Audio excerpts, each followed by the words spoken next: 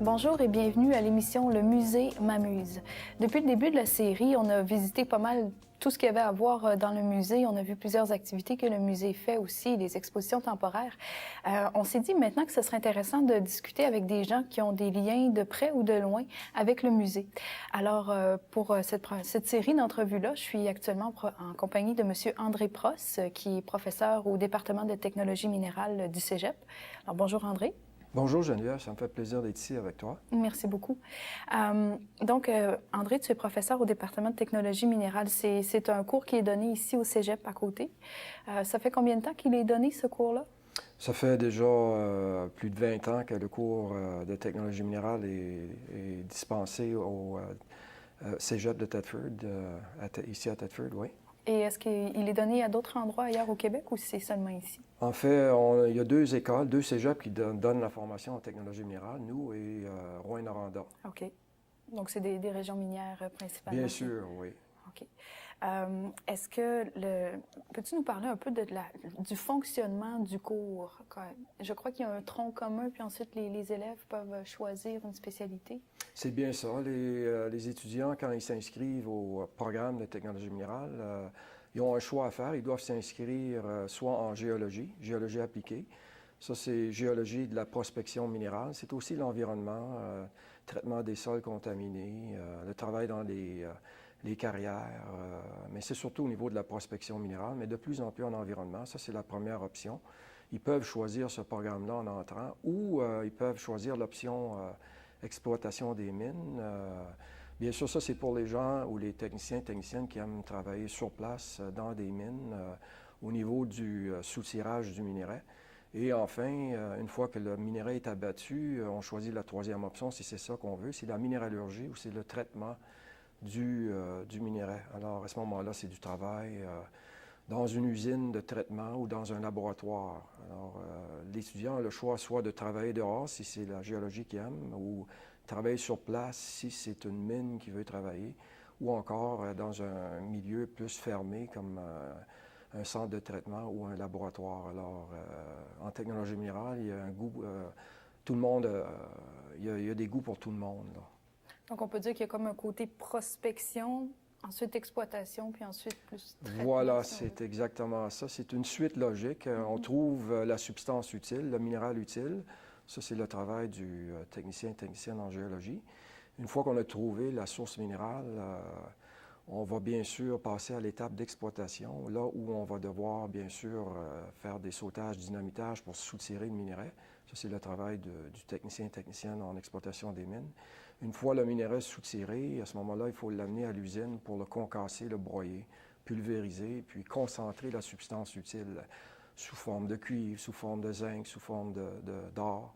Et ça, c'est le travail du technicienne en minéralurgie. Donc, c'est les trois options dans le programme de technologie minérale. Parfait. Et est-ce que les étudiants doivent le savoir au moment où ils s'inscrivent au programme? Ils doivent déjà savoir laquelle des trois branches ils veulent prendre ou s'il y a des cours communs, puis ensuite ils peuvent choisir? Voilà, donc c'est une très bonne question que tu poses. En fait, quand ils s'inscrivent initialement, oui, ils doivent choisir une des options. Bien sûr, qu'est-ce qui arrive souvent? Les étudiants s'inscrivent beaucoup en géologie.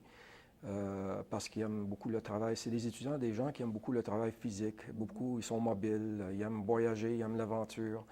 Mais quand ils s'inscrivent dans le programme en géologie, ils réalisent qu'en prenant les autres cours qui sont reliés au traitement du minerai ou à l'exploitation des mines, que finalement, ils aiment ça. Alors, ils peuvent changer en cours de route. Avant la troisième année, ils peuvent changer dans l'option qu'ils désirent. Alors, ça veut dire que les 2 premières années, c'est un tronc commun de cours. Tous les étudiants prennent les mêmes cours, quelle que soit l'option qu'ils ont choisie. Pendant les 2 années, ils peuvent changer d'option s'ils veulent, parce que tous les cours sont communs de toute façon. Okay. C'est à la troisième année vraiment là qu'on doit décider quelle option choisir. OK, donc c'est un cours qui dure 3 ans. Les 2 premières, ils peuvent toujours changer d'idée s'ils veulent, mais à la troisième, ils doivent... En plein ça, exactement. Alors, c'est des cours communs les 2 premières années. La troisième année, c'est des cours spécifiques à chaque spécialité, géologie, exploitation ou minéralurgie. J'ai vu aussi qu'il y avait la possibilité de faire un deck-bac. Qu'est-ce que c'est exactement? Un deck-bac, dans les cégeps, c'est quelque chose d'assez récent. C'est dans le but de faciliter le passage ou la transition d'un technicien, technicienne vers l'université. On remarque de plus en plus dans notre programme de technologie minérale qu'il y a de plus en plus d'étudiants qui décident ou choisissent de continuer à l'université après la technique. À ce moment-là, on est entré en collaboration, on a eu des ententes signées avec l'Université Laval pour faire le deck-back en géologie. Ça veut dire que l'étudiant ou l'étudiante qui est inscrite en géologie, qui finit en géologie appliquée au niveau technique, va avoir une facilité d'accès à l'Université Laval en géologie. Elle peut sauver jusqu'à 1 an de cours qui vont être crédités au cégep. Elle va devoir prendre, bien sûr, elle va avoir une surcharge au niveau de ses cours. Elle va devoir prendre quand même des cours de mathématiques, 2 cours de mathématiques, un cours de biologie, puis un cours de chimie. En surplus des cours du tronc commun de technologie minérale. Qui sont des préalables à l'université. Voilà, exactement. Mais tout ça fait que l'étudiant, au lieu de prendre 3 ans à l'université, ça lui prend 2 ans. Ça veut dire que dans 5 ans, l'étudiant ou l'étudiante a un diplôme d'études collégiales en technologie minérale et un baccalauréat en géologie de l'Université Laval. Et peut être inscrit à l'ordre des géologues aussi. Bien sûr, puis à l'ordre des technologues aussi. Il y a les deux, là. Il y a un ordre des technologues, il y a un ordre des géologues. Quelle est la différence entre un technicien et un technologue? Voilà, ça c'est on se pose souvent la question. Strictement parlant, moi, je viens de les appeler des techniciens et techniciennes, alors que je ne devrais pas. Ce sont des technologues.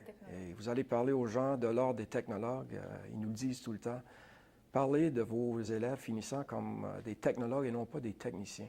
Alors, un technologue, c'est quelqu'un qui a fini, quelle que soit la spécialité en technologie minérale ou autre, on devrait les appeler, strictement parlant, au Québec, des technologues, c'est-à-dire des étudiants et étudiantes qui ont obtenu une formation au cégep qui est d'une durée de 3 ans. Un technicien, par contre, ça, c'est quelqu'un qui nécessairement n'a pas fait le cégep, mais qui a été formé, exemple, il a obtenu un certificat d'études collégiales ou une attestation d'études collégiales AEC ou CEC, plutôt qu'un DEC, un diplôme d'études collégiales. Alors, les techniciens et techniciennes qui obtiennent un DEC, diplôme d'études collégiales, eux, on les appelle des technologues, alors que ceux qui obtiennent une attestation AEC ou un certificat CEC d'études collégiales, on devrait plutôt les appeler des techniciens et des techniciennes. Et ça, c'est dans tous les domaines d'études? Au Québec, oui, au Québec. Ça doit être assez récent parce qu'au moment où j'ai fait moi-même mes études, on finissait et on était tous techniciens au bout de 3 ans. Mais dans le fond, je suis une technologue en tourisme et non pas une technicienne en tourisme. Voilà, ça devrait être ça, oui. Puis ça, c'est les gens de l'ordre des technologues qui nous le disent sans cesse, d'arrêter d'appeler vos diplômés des techniciens et techniciennes, c'est des technologues. Merci beaucoup pour la précision. Quel est ton rôle exactement en technologie minérale? Tu dois donner certains cours? Oui, bien sûr. On est 9 enseignants au département de technologie minérale à Thetford. Et chacun a sa spécialité. On a des ingénieurs miniers, des ingénieurs en traitement de minerais, des minéralurgistes, des métallurgistes, puis bien sûr des géologues et des ingénieurs géologues. Moi, je suis géologue et chimiste de formation, donc j'ai 2 formations. Et j'enseigne au département tous les cours traitant surtout de la prospection minérale, c'est-à-dire minéralogie, l'identification des minéraux, pétrologie, l'identification des roches, les techniques de prospection sur le terrain, beaucoup de sorties prévues sur le terrain, bien sûr. C'est une grosse partie du programme de technologie minérale, axé beaucoup sur le côté appliqué, parce qu'un technicien, une technicienne, veut ou veut pas, c'est ça qu'il fait. Il est sur le terrain. Ça devient les yeux de l'ingénieur ou de son superviseur. C'est quelqu'un qui supervise les travaux sur le terrain, le technicien. Donc, ça répond un peu à ma prochaine question. Je voulais demander si c'est un programme plus théorique ou plus pratique. Mais ça semble être un programme plutôt pratique. C'est très appliqué, très, très appliqué. On axe beaucoup. On a un parc d'équipements très important au niveau géophysique, géochimique, au niveau traitement de minerais. C'est très, très important. Les laboratoires, plusieurs cours ont plus d'heures de laboratoire que d'heures théoriques. Okay. Alors, presque tous les cours, sans exception, il y a un laboratoire rattaché au cours. Soit dans un laboratoire, un milieu de laboratoire ou un milieu de terrain. Sur le terrain, on fait de la prospection. On ne peut pas apprendre ça vraiment dans les livres. Il faut aller directement. Absolument. Et d'ailleurs, nos techniciens et techniciennes qui continuent à l'université voient la différence Ils sont beaucoup plus préparés pour le bac parce qu'ils ont déjà l'aspect pratique. Alors, ils développent le sens du système D, comme on dit, là, c'est de se débrouiller quand on a des problèmes sur le terrain. Ils apprennent ça beaucoup sur le terrain aussi. OK. Donc, la théorie, c'est vraiment pour un technicien, c'est pas assez. C'est axé surtout sur la pratique. Sur la pratique. Quels sont les débouchés pour des étudiants qui terminent leur étude en technologie minérale, peu importe le domaine plus précis qu'ils ont choisi? Est-ce qu'ils ont beaucoup d'emplois quand ils terminent leur cours? Absolument, oui. En fait, au département, juste pour te dresser un portrait, on a au-dessus de 60 étudiants dans les 3 années. Ça comprend le tronc commun et les 3 spécialités. Donc 60 au total? 60 au année total, 1, 2, 3. et normalement, ça veut dire 30 en première année. OK, la moitié. La moitié en première année, oui. Et les débouchés sont vraiment variés dans le domaine. Du côté minier, si on parle purement minier, il y a l'aspect prospection minérale. L'élève qui finit en technologie minérale, option géologie, peut travailler pour des compagnies d'exploration minière. On appelle ça des compagnies juniors d'exploration minière. Partout au Québec, et de plus en plus, on les place à l'extérieur du Québec. Si l'étudiant parle l'anglais ou même l'espagnol, on va les placer dans des pays francophones de l'Afrique, même de l'Afrique, oui, au Canada, bien sûr, anglophone, et même de plus en plus maintenant vers les pays de l'Amérique latine et même de l'Amérique du Sud, où là, il y a beaucoup d'activités minières. Donc 100%, je dis bien 100%, nos élèves sont placés. OK, donc il y a plus d'offres de travail qu'il y a de diplômés. Oui, c'est surtout le cas pour les stages, parce qu'on offre aussi des stages. Okay. Et on a trop de demandes de stages pour le nombre de stagiaires qu'on veut placer. Okay. Alors, il faut penser que dans un milieu minier, ici à Thetford, bien sûr, le secteur de l'amiante, comme on le connaît, va un peu moins bien, malgré que ça marche toujours. La plupart de nos techniciens et techniciennes ne viennent pas de Thetford, alors qu'ils devraient peut-être, les étudiants de Thetford devraient y penser, que ce n'est pas limité à Thetford. Le domaine de l'or va très bien, les métaux de base vont très bien, le prix sur les marchés sont excellents. On sait que les pays en voie de développement, la Chine, l'Inde, le Brésil, demandent beaucoup de substances minérales et tout marche bien, sauf peut-être l'amiante beaucoup moins, là. Mais tous les métaux de base, les métaux précieux, ça marche bien. Les prix sur les marchés sont excellents. On n'a pas de problème à cause de ça de placer nos étudiants. Donc, les jeunes de la région de Thetford devraient penser à ça, on n'est pas limité à Thetford, là. C'est loin de là. On a tout le monde, finalement, des métaux de base, métaux précieux. Et je vous le dis, on les place toutes, une fois diplômés, et même les stages, on les place toutes. Est-ce qu'il y en a quand même quelques-uns qui restent ici dans la région? Parce qu'il y a quand même des possibilités, outre le chrysotile dans la région ici. Oui, ça, c'est bien que tu poses la question. Lab Chrysotile ont engagé récemment 3 de nos techniciens au niveau de stabilité des pentes. Là, on sait que dans la mine, ils ont des problèmes de stabilité des pentes. Et la mécanique des roches, c'est un des cours qu'on donne en exploitation des mines. Donc, la mécanique des roches implique beaucoup la stabilité des pentes. Le travail dans des milieux où les pentes sont instables, ça prend des supports. Oui, très. Alors, on a placé récemment 3 stagiaires. Sont maintenant, je pense, 2 qui travaillent à temps plein pour Lab Chrysotile, ce qu'on n'avait pas vu depuis très longtemps. Okay. Mais il n'y a pas seulement Lab Chrysotile. On engage aussi à Thetford des étudiants dans le domaine de l'arpentage. Les arpenteurs géomètres ici, il y a 2 compagnies qui engagent nos techniciens.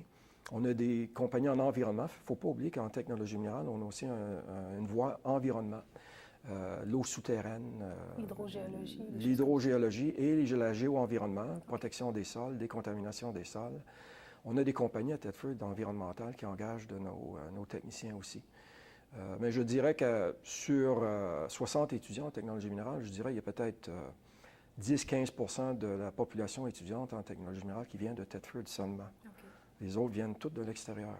De l'extérieur de la ville? Donc, de l'extérieur de la région de Thetford, hein, même pas de Thetford, mais de la région Chaudière-Appalaches. Il y en a plusieurs qui viennent de Québec, de Montréal, pensant à travailler dans l'environnement, dans le domaine de l'environnement. De plus en plus, c'est un phénomène qu'on voit en technologie minérale, parce qu'on offre cette voie-là, mais on a beaucoup d'étudiants de façon longue date qui viennent de la Côte-Nord, parce que sur la Côte-Nord, on exploite des mines en Abitibi, Chibougamau, Lac-Saint-Jean, la Gaspésie. On a des carrières, des sablières, des gravières, des mines. On a seulement 2 écoles au Québec. Alors, ces Donc, étudiants-là doivent venir ici. Même s'il y a une école en Abitibi qui donne le cours aussi, on est quand même capable d'aller chercher des étudiants. Et voilà, exactement. L'Abitibi, bien sûr, la grande région de l'Abitibi, on sait que c'est la plus grosse région minière au Québec. Le cégep de Rouyn-Noranda va chercher les étudiants, les candidats, candidates, surtout de cette région-là. Okay. Nous, à Thetford, dans le sud, on a pas mal tout le reste du Québec. Okay. Oui. Donc, j'imagine, le fait de pouvoir attirer ces étudiants-là, c'est la qualité de l'enseignement, j'imagine. Quoique le cours doit être excellent aussi à Rouyn, mais pour être capable d'aller chercher un gros bassin comme ça, vous devez mettre beaucoup d'efforts au niveau de la promotion de la technologie. Oui, beaucoup. On a beaucoup de... Parce qu'on offre des stages de travail, ça, on trouve que c'est la voie gagnante. C'est une formule gagnante pour tout le monde, l'étudiant, l'étudiante, les enseignants, le département et l'industrie, parce que les étudiants qui font leur stage reviennent au département et nous disent exactement qu'est-ce que le secteur minier fait, quels sont les nouveaux développements. Nous, on visite les mines, on va visiter le stagiaire, la stagiaire, et on garde des contacts avec les ingénieurs, les géologues, et ça nous permet de vraiment rester à jour sur la formation qu'on donne. Donc, la formation qu'on donne est vraiment à la demande, vraiment à la fine pointe de qu'est-ce que l'industrie veut. Et c'est toujours changeant, ça. Alors, pour tout le monde, c'est une formule gagnante, les stages de travail, oui. OK. Et puis, le pourcentage de filles par rapport aux garçons, parce que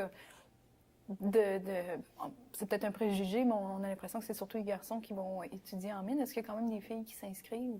Oui, absolument. Et historiquement, au département, bien sûr, au début du département de technologie minérale, soit ici ou à Rouyn, la plupart des étudiants, c'était des garçons. Alors que maintenant, de plus en plus, c'est comme une courbe ascendante. Je dirais qu'aujourd'hui, c'est venu à 1 tiers, 2 tiers, 1 tiers filles, 2 tiers garçons. Alors, les filles ont absolument leur place en technologie minérale et on remarque aussi qu'il y a les filles ont généralement tendance à être plus perfectionnistes que les garçons. Il ne faut pas généraliser, mais c'est une tendance qu'on voit. Et ils s'adaptent très bien au milieu minéral. Avant, dans les mines souterraines, on n'avait même pas le droit une fille ne pouvait même pas descendre. Ah ouais. C'était interdit. Alors qu'aujourd'hui, c'est plus comme ça du tout. C'était interdit carrément? Oui, c'était interdit qu'une femme descende dans une mine souterraine. Il y avait des choses là qu'il ne fallait pas qu'elle voie. Peut-être pas qu'elle voie, mais que ça porte malchance. Okay. C'était comme ça dans le temps, alors qu'aujourd'hui, c'est plus du tout comme ça. Ça a changé beaucoup. Alors, ça donne un autre climat, un mélange d'hommes et de femmes, ça donne, dans un climat de travail, c'est beaucoup mieux que juste des hommes ensemble ou des femmes ensemble. Et tant mieux pour le secteur minéral si les femmes viennent travailler dans ce domaine-là.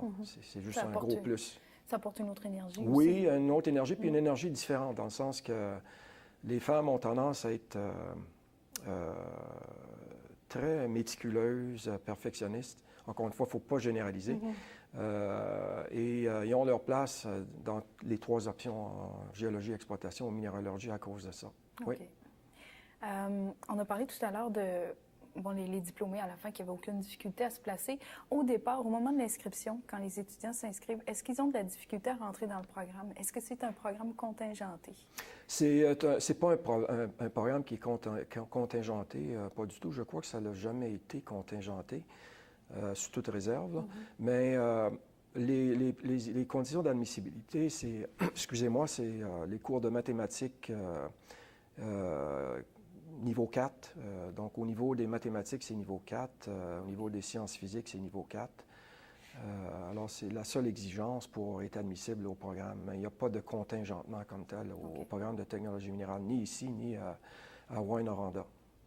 Étant donné, justement, j'imagine qu'il manque de diplômés à la fin, de toute façon, fait que plus on en a qui commencent. Exactement. Dans le secteur minéral, il y a une étude qui a été faite qui démontre que la population des travailleurs, travailleuses dans le domaine minéral est vieillissante.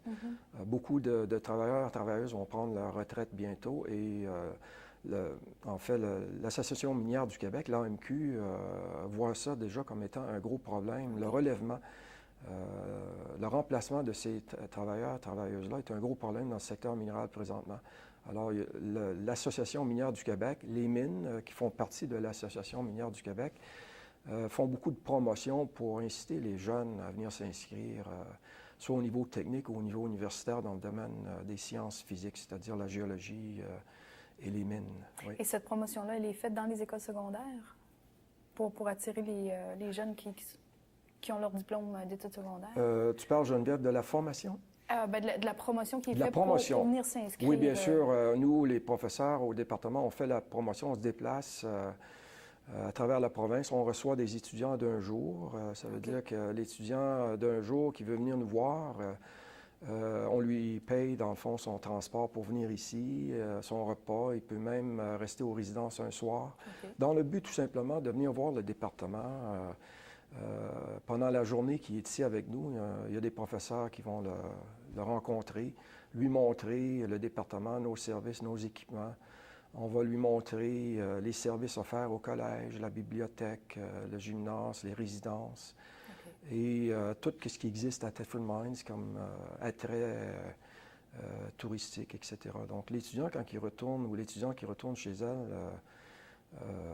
apprécie beaucoup cette formule-là, étudiante d'un jour, oui, qu'on offre au département, oui. Ils ont une bonne idée de ce que pourra ressembler leurs 3 ans d'études à ce moment-là. Absolument. Est-ce que le côté, parce qu'on sait les étudiants, bon, ils aiment bien le côté social, tout ça, est-ce que c'est bien organisé?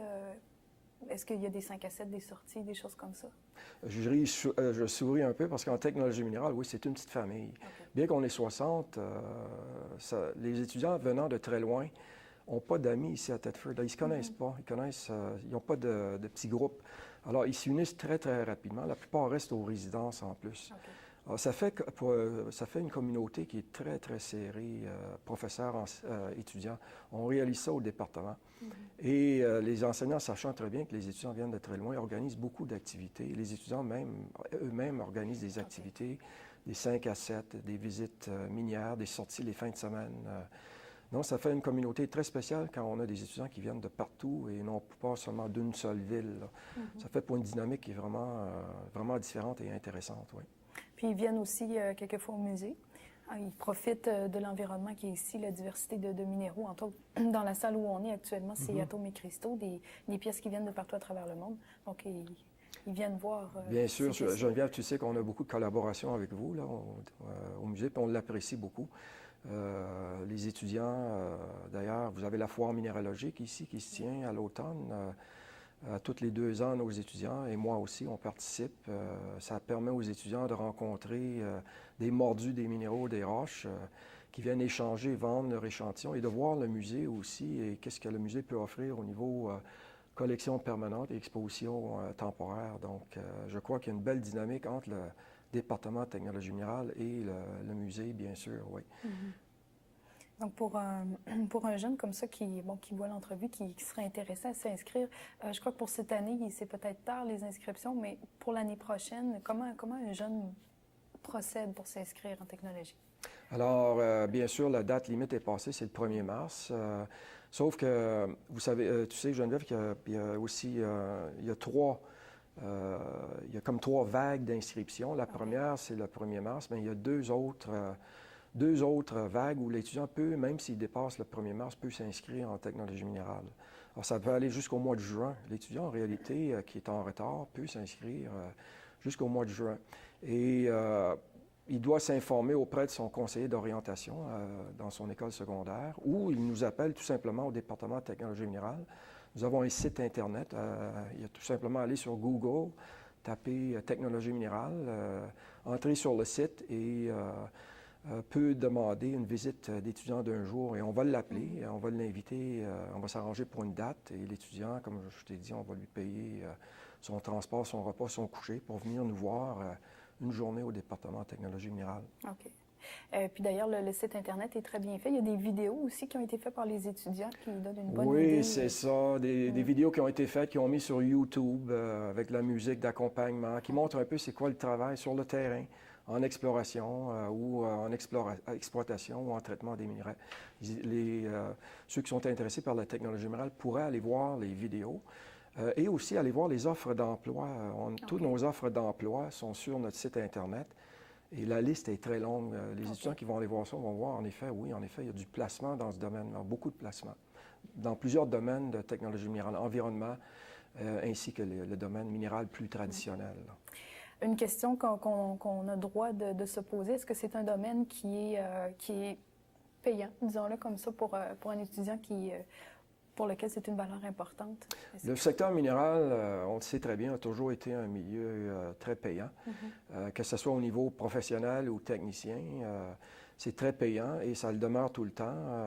Exemple, un technicien peut faire un salaire, je ris des fois parce qu'un technicien, des fois, peut faire un salaire après 2-3 ans presque aussi élevé que le mien qui est enseignant au cégep. Alors, les conditions de travail sont excellentes de ces étudiants-là. Ce n'est pas seulement le salaire qu'il faut tenir compte, c'est aussi les conditions de travail. C'est des étudiants qui sont aussi syndiqués, donc il y a une protection qui entoure tout ça aussi, là. Alors, il y a la condition de la vie, sécurité d'emploi, puis le salaire, bien sûr, qui demeure toujours excellent dans le domaine minéral. Ça, c'est sûr que ça va toujours rester comme tel. Il y a une pénurie d'employés présentement. Le salaire va rester élevé. Peut-être rapidement, en terminant, 1 minute, je sais qu'au Cégep, il y a aussi ce qu'on appelle le Centre de technologie minérale et de plasturgie. C'est pas la même chose que le département. Oui, merci d'en parler parce que, oui, bien sûr, au département, on a un centre de recherche minérale qui s'appelle le CTMP, Centre de transfert des matières, Centre de transfert minéral et plasturgie.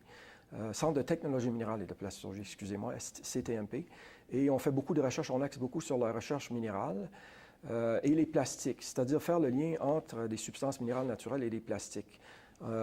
C'est de marier les plastiques avec des substances minérales dans le but d'augmenter, faire des composites, d'augmenter les propriétés des plastiques. Alors, il y a un lien qui se fait entre notre département et le centre de recherche, parce que le centre de recherche, parfois, vient nous consulter ou de faire des demandes d'avis techniques scientifiques entre les enseignants et le CTMP. Alors, le CTMP, comme tel, est un centre de recherche, d'ailleurs, qui engage de nos finissants aussi, nos stagiaires, oui. Merci beaucoup, André, d'être venu nous parler à l'émission Le Musée m'amuse. Alors, on invite tous les étudiants intéressés à s'inscrire au programme, à visiter le site Internet, d'ailleurs. Merci beaucoup. C'était Geneviève Claveroy pour l'émission Le Musée m'amuse.